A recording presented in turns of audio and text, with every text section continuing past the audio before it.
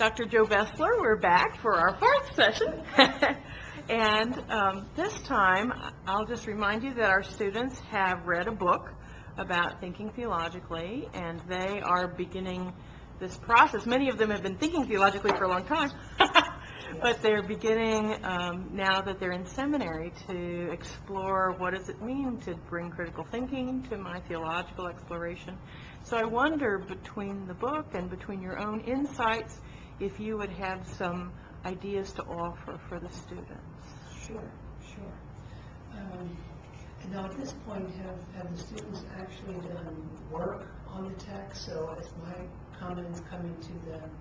They have been discussing this in a discussion board online. Okay.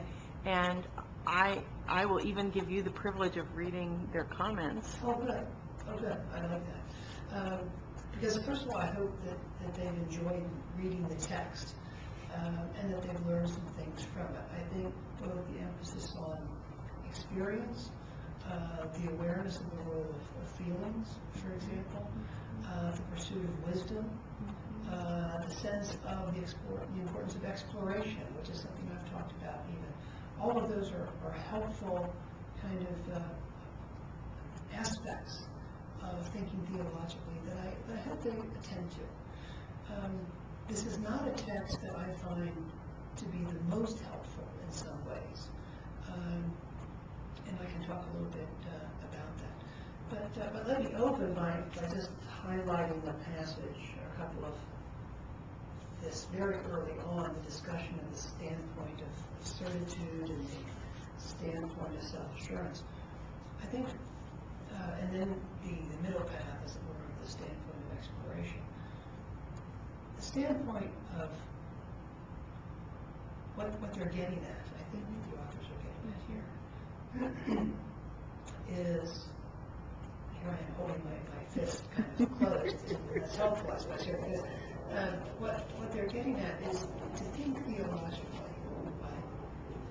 One shouldn't think with a closed hand. You can't hold too tightly either onto your beliefs, right? I'm not saying you shouldn't be a person without conviction, but theology is about coming to think what we call thinking critically about faith, which is a more deliberate way, asking questions about faith, asking questions about whether the faith that we have inherited is not simply appropriate for me personally, but whether it speaks powerfully to the times in which we are living.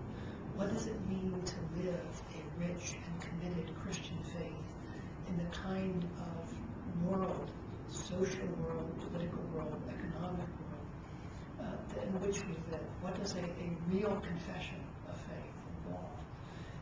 And that involves thinking quite deliberately, or at least being willing to hear serious questions about faith, about our own, and about the traditions in which we grew up. So it's important, I think, and I think the authors would basically agree with this metaphor, that we try to hold lightly to our faith. If we hold it too closely, too tightly, then we won't allow any of the questions to disturb us. We'll push those questions away, and we'll say, no, I'm not, or many of us even grew up in traditions where you're not allowed. We're not really encouraged to think about faith at all. So you can feel almost a bit guilty at first if you're asking a question about faith, or what does faith in God mean? It's like, well, you shouldn't ask that, you should just believe. Well, okay, but it actually helps us to explore what some of these faith statements mean. What do they look like when they're fleshed out and given real life and tangible experience? So holding too tightly, that's the description of certitude. You know, I know what I believe, or I know here's the list of the confessions of faith, and I'm not budging for these. Well, okay, that's fine, but you really aren't exploring faith at that point. And really a richness of our curriculum is that we come here to explore faith together. And then the other position of self-assurance, which I don't think, quite frankly, is argued carefully enough, right? I as I read that as a theologian, I think, what are they actually getting at here? I think what they're getting at is another way of holding on to our selves or our positions or opinions, again, too tightly, right?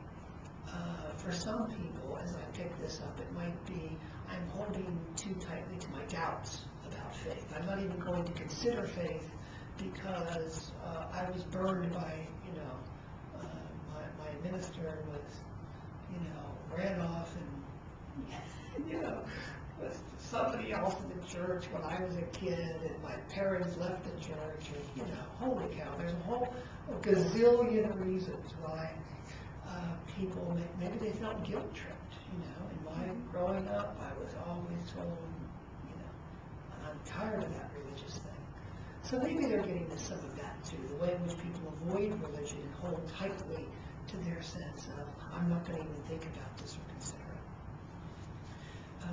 But that can also be a kind of the way in which we hold to other opinions, perhaps our opinions about race, perhaps our opinions about success, perhaps our opinions about other kinds of areas. Again, I wish they were a little bit clearer on that. But what they do encourage then is a willingness to explore. And I think that logic of exploration is really quite important. Because by exploring something, you have to also listen to questions that are critical, not negative. Please don't hear the word critical as simply negative. Hear critical as another point of view than we're used to. Hear critical as a question of whether the traditions we've inherited actually speak, as they're worded in the past, faithfully and powerfully to our present. So by critical, try not to associate another word that we often hear in some sort of negativity. Believe me, we're not about negativity in the theological curriculum, but we are about this sincerity, this intellectual honesty, right? Where we try to own up to the fact that yes, there can be problems in the traditions we inherit, and that if we're going to hold to the faith in a lively and powerful way, we need to be willing to both critique and reformulate those traditions in powerful ways.